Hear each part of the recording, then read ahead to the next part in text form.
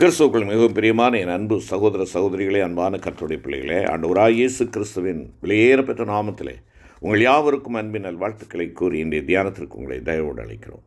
இன்றைய தியான பகுதி அப்போஸ்தலனாகிய பரிசுத்த பேதுரு எழுதின முதலாம் நிருபம் 2ஆம் அதிகாரம் 19ஆம் வசனம் முதல் 25ஆம் வசனங்கள் முடிய. 1 பேதுரு 2ஆம் அதிகாரம் 19 முதல் 25 வசனங்கள். தியான வசனம் 1 பேதுரு 2:22. 1 பேதுரு 2:22. அவர் பாவம் செய்யவில்லை. என்னை கேட்டுக்கொண்டிருக்கிற என் அருமையான சகோதர சகோதரிகளே, அன்பான கர்த்தருடைய பிள்ளைகளே, கடந்த நாட்களில் நாம் பாவி, இந்த பாவத்திற்கு தண்டனை உண்டு, பாவம் நிவர்த்தியாக்கப்படுவதற்கு ஒரே வழி ஆண்டவராய் இயேசு கிறிஸ்துவே ரட்சிப்பின் வழி, அந்த ரட்சிக்கிறவர் அன்புள்ளவர் என்பதை குறித்தெல்லாம் நாம் தியானித்தோம். பாவியாகிய உன்னையும் என்னையும் மீட்க வேண்டும் என்றால் அவர் பாவமற்றவராக இருக்க வேண்டும். அவர் பாவமற்ற பரிசுத்தராக இருக்க வேண்டும். அதைத்தான் இந்த நாளிலே நாம் பார்க்கிறோம். அவர் பாவம் செய்யவில்லை. நம்முடைய ஆண்டவராய் இயேசு கிறிஸ்து பாவத்திற்கு விலகி இருந்தார். பரிசுத்த யோவான் 8:46 அவர் கேட்கிறார், என்னிடத்தில் பாவம் உண்டென்று உங்களில் யார் என்னை குற்றப்படுத்தக்கூடும் என்று கேட்டார்.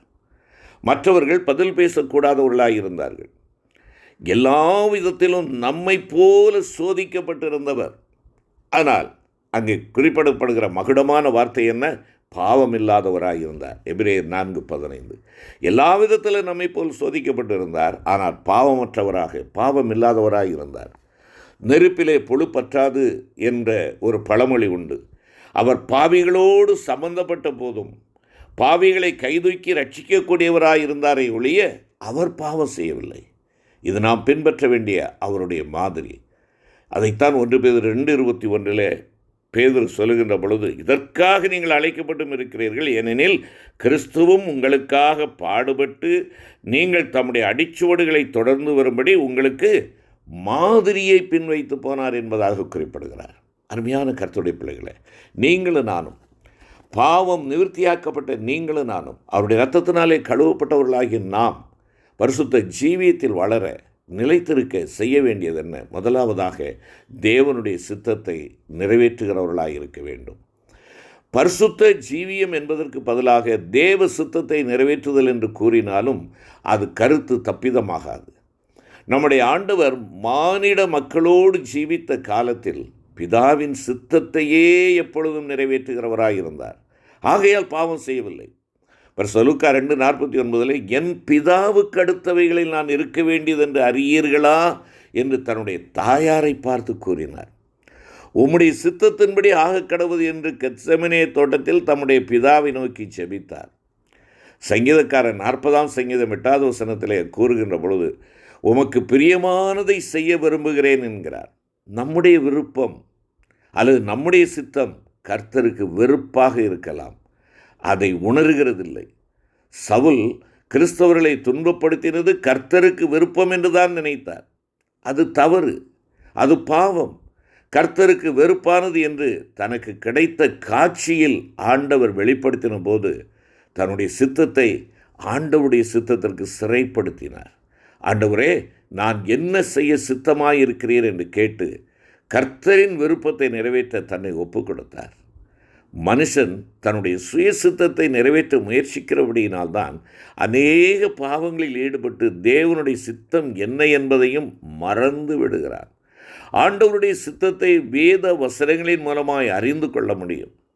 பரிசுத்தத்தில் வளர, விருத்தி அடைய, பரிசுத்த ஜீவியத்தை காத்துக்கொள்ள வேத வசனத்தை அடிக்கடி வாசித்து தியானித்து அதன் மூலம் தேவனுடைய சித்தத்தை உணர்ந்து நமது நாடோடிய ஜீவியத்தில் அதை நிறைவேற்ற இந்த வருட ஆரம்பத்திலேயே நாம் தீர்மானம் செய்வோம்.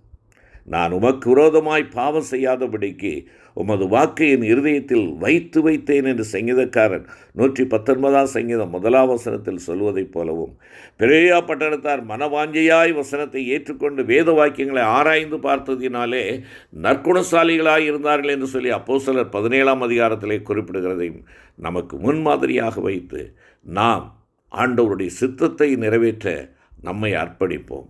இரண்டாவதாக, சரீரத்தையும் சரீர அவயவங்களையும் காத்து கொள்ள வேண்டும். ஆண்டவருடைய வாயிலே வஞ்சனை காணப்படவில்லை. எந்த காரணத்தை இட்டும் அவர் வஞ்சனையாய் பேசவில்லை. அதைத்தான் 22வது வசனம் சொல்கிறது. அவருடைய வாயிலே வஞ்சனை காணவில்லை, வஞ்சனை காணப்படவும் இல்லை. தன்னை பக்திமான் போல காட்டி மற்றவனை குற்றப்படுத்தும் மாய்மால வேஷம் என் ஆண்டவரிடத்திலே காணப்படவில்லை. பாடுபடும்போது சபிக்கவும் முறுமுறுக்கவும் நாவை உபயோகப்படுத்தவும் இல்லை, ஆசீர்வதிக்கவும் அன்பு கனிந்த வார்த்தைகளை பேசவும் தன்னுடைய நாவை உபயோகித்தார். உப்பால் சாரமேற்றப்பட்ட வார்த்தை அவர் வாயிலிருந்து புறப்பட்டு வந்தது. அவர் கால்கள் பாவ வழியில் செல்லவில்லை, நன்மை செய்யவே சுற்றி தெரிந்தன. இப்படியே எல்லா சரீர அவயவங்களையும் சரீரம் முழுவதையும் பரிசுத்தமாய் காத்து கொண்டு பிறர் நன்மைக்காக உபயோகப்படுத்தினார். தேவ பிள்ளையே, தேவனுடைய இரத்தத்தினாலே கழுவப்பட்ட அருமையான மகனே மகளே, என்னுடைய வாயின் வார்த்தைகள் எப்படி இருக்கிறது? யாரையும் சபிக்கிறேனா? வேகமாக யாரையும் நியாயம் தீர்த்து விடுகிறேனா? யாருடைய வார்த்தைகளை பொறுக்க மனமில்லாமல் முறுமுறுத்து தவறான வார்த்தைகளை உபயோகிக்கிறேனா? அல்லது என்னுடைய வாயிலே அன்பு கனிந்த வார்த்தைகள் காணப்படுகிறதா? தேவன் விரும்புகிற ஆரோக்கியமான வார்த்தைகள் என் வாயிலே காணப்படுகிறதா? யோசித்துப்பார், யோசித்துப்பார். நம்முடைய சரீரத்தில் உள்ள அவயவங்கள் ஒவ்வொன்றின் மூலமாயும் பாவம் வருவதற்கு ஏது உண்டு. ஆகையால் சரீரம் முழுவதும் மொத்தமாக பரிசுத்தமாய் காத்துக்கொள்ளப்பட வேண்டும். மற்றவர்கள் பொருளை இச்சித்து அபகரிப்பது, வர்மம் கொள்ளுவது, பகை கொள்ளுவது, கோபம், பொறாமை, கொலை, அசுத்தம், காமவிகாரம், வெறிகள், களியாட்டுகள் என்று சொல்லப்படுகிற இந்த தீங்கான காரியங்களை விட்டு விலகி சரீரத்தை பரிசுத்தப்படுத்தும் முறை என்ன? நம்முடைய சரீரங்களை நீதியின் ஆயுதங்களாக ஜீவ பலியாக ஒப்புக் கொடுப்பது தான் அதற்கு ஒரே வழி என்பதை ரோமர் 6:19-12 நாம் பார்க்கிறோம். உன் கை இடறல் உண்டாக்கினால் அதை தரித்து எரிந்து போடு, உன் கண்ணை பிடுங்கி போடு என்பது ஆண்டவர்களுடைய வார்த்தை. பரிசுத்த வேதாகமத்திலே தங்கள் சரீரங்களை பரிசுத்தமாக காத்துக்கொண்ட சிலரை பற்றியும் கூட நாம் வாசிக்கிறோம். யோசேப்பு, சாத்ராக், மேஷாக், ஆபேத்நேகோ, தானியேல். பாவம் சம்பந்தப்பட்ட அளவில் எனது சரீரமும் சரீர அவயவங்களும் செத்து போயின என்று எண்ணும் அனுபவத்தை பெற்றிருக்கிறோமா? நீங்கள் உங்களை பாவத்துக்கு மரித்தவர்களாக எண்ணிக்கொள்ளுங்கள் என்பதாக ரோமர் 6:11 பவுலடிகளார் குறிப்பிடுகிறார். சாத்தான் நம்மை பாவத்துக்கு தூண்டும் போது பாவத்துக்கு மரித்தவர்களாக நம்மை கண்டால் அவனுடைய உபாய தந்திரம் ஒருபொழுதும் செல்லுபடியாகாது. பரிசுத்த அகஸ்டின் அவர் குணப்பட்ட பின்பாக தன்னுடைய ஊரிலே அவர் வந்திருக்கின்ற பொழுது அங்கே அவர் பாவ வாழ்க்கை வாழ்ந்தபோது அவருக்கு சிநேகிதியாக இருந்த ஒருவள் அவரை பின்தொடர்ந்து ஓடி வருகிறாள். ஹாய் அகஸ்டின், நான் உன்னை தேடிக்கொண்டே இருக்கிறேன் என்று சொன்னார். அப்பொழுது பரிசுத்த அகஸ்டின் சொன்ன வார்த்தை, நீ தேடுகின்ற அகஸ்டின் இறந்து விட்டான், நீ தேடுகிற அகஸ்டின் செத்து விட்டான், தயவு செய்து என்னை விட்டு போய்விடு என்று சொல்லி அந்த பாவத்திற்கு நோ சொல்லி தேவனை மகிமைப்படுத்தினார். தேவனை மகிமைப்படுத்தினார். அருமையான கர்த்தருடைய பிள்ளைகளே, தேவனை ஏற்றுக்கொண்டவர்களுடைய வாழ்விலே தேவனுக்கு விரோதமான பொல்லாத காரியங்கள் அங்கே அமர முடியாது. அதுதான் கிறிஸ்தவ வாழ்க்கை. அதுதான் நம்முடைய அவயவங்களை ஆண்டவருக்கு என்று அர்ப்பணிக்கிற ஒரு வாழ்க்கை. இந்த வாழ்க்கைக்குள்ளாக நாம் வந்துவிட்டு திரும்ப திரும்ப நாம் பின்னோக்கி செல்வோம் என்றால் பரிதாபத்திற்குரியவர்களாக நாம் காணப்படுவோம். நம்மை பாவத்திற்கு மரித்தவர்களாக எண்ணிக்கொண்டு சாத்தானுக்கு இடங்கொடாது இருப்போம். பழையவைகள், வேதம் சொல்கிறது, சிலுவையில் அறையப்பட்டவருடைய வாழ்க்கைவைகளே பழையவைகள் ஒளிந்து போயின, எல்லாம் புதிதாயின என்று சொல்லப்பட்டிருக்கிறது. தேவ ஒத்தாசையை பெற்று ஆண்டவருடைய சித்தத்திற்கு விரோதமான சகல தீமைக்கும் கூடாது என்று பதில் சொல்லுவோம். பழையவை ஒளிந்து போயின, எல்லாம் புதிதாயின. அருமையான சகோதரனே சகோதரியே, சற்று நம்மை ஆண்டவருடைய வார்த்தையின் வெளிச்சத்திலே நிதானித்து பார்ப்போம். மூன்றாவதாக பரிசுத்த ஆவியினால் நடத்தப்படுதல். ஆண்டவராகிய கர்த்தர் தேவ ஆவியினால் நடத்தப்பட்டார். பரிசுத்த லூக்கா 3:22, லூக்கா 4:1 இவைகளை வெளிப்படுத்துகிறது. பரிசுத்த ஜீவியத்திற்கு மறுபெயர் ஆவிக்குரிய ஜீவியம் அல்லது ஆவியினால் நடத்தப்படுகிற ஜீவியம் என்று பொருள் கொள்ளலாம். பரிசுத்த ஆவியானவரின் கிரியைகளில் ஒன்று தேவனால் தெரிந்து கொள்ளப்பட்டவர்களை பரிசுத்தம் செய்வது.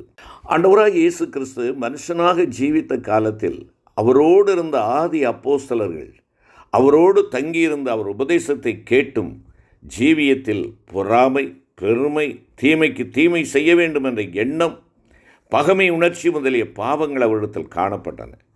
பெந்தேகோஸ்தே நாளில் ஆண்டவராகிய கர்த்தர் ஆவியின் மூலம் அவர்களுக்குள் வந்தபோது பழைய பாவங்களை முழுவதும் விட்டுவிட்டு பரிசுத்த ஜீவியம் செய்ய ஆரம்பித்தார்கள். ஆதி கிறிஸ்தவர்கள் ஒருவரோடொருவர் அந்நியோன்ய அன்புள்ளவர்களாய் ஐக்கியமுடையவர்களாய் ஜீவித்ததற்கு காரணம் இதுதான். அருமையான கர்த்தருடைய பிள்ளைகளை, இன்றும் அந்த பரிசுத்த ஆவியானவர் சபைகளில் கிரியை செய்கிறார். அவர் நம்மில் கிரியை செய்ய ஆயத்தமாய் இருக்கிறார். நாம் அவரை ஏற்றுக்கொள்ள ஆயத்தமாய் இருக்கிறோமா? அவர் வேண்டும். அவர் என்னிலே வாசம் பண்ணுகின்ற பொழுது அவருடைய ஆசீர்வாதங்கள் எல்லாம் எனக்கு கிடைக்கும்.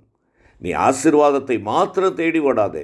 ஆசீர்வாதத்தின் ஊற்றாக இருக்கிற அவர் உன்னிலே கிரியை செய்யும்படியாய் அவருக்கு உன் வாழ்க்கையிலே இடங்கொடு. ஆவியானவரால் நடத்தப்படும் போது கலாத்தியர் 5:22-23 கூறியிருக்கிறபடி ஆவிக்குரிய கனிகள், அதுதான் செழிப்பு. அந்த ஆவிக்குரிய கனிகளை நம்முடைய ஜீவியத்தில் ஆண்டவர் கொடுத்து நம்மை மேன்மைப்படுத்துவார். நீங்களும் நானும் ஆண்டவருடைய நாமத்தை மகிமைப்படுத்த முடியும். எங்கள் அன்பின் ஆண்டவரே, கிறிஸ்துவை போல பரிசுத்த ஜீவியம் செய்வதற்கு உம்முடைய சித்தத்தை அறிந்து அதன்படி செய்ய எங்களுடைய சரீரம் ஆண்டவருடைய ஆலயம் என்றெண்ணி அதை பரிசுத்தமாய் வைத்துக்கொள்ள பரிசுத்த ஆவியானவரால் எப்பொழுதும் ஒவ்வொரு நிமிடமும் நடத்தப்பட நாங்கள் விருப்பமுடையவர்களாக உமக்கு பிரியமானதை செய்ய எங்கள் ஒவ்வொருவருக்கும் போதித்தரணும். நீரே எங்களுடைய தேவன். உம்முடைய நல்ல ஆவி எங்களை செவையான வழியிலே நடத்துவாராக. ஆண்டவராகிய இயேசு கிறிஸ்து மூலம் வேண்டிக் கொள்கிறோம் எங்கள் அன்பின் பிதாவே. ஆமென்.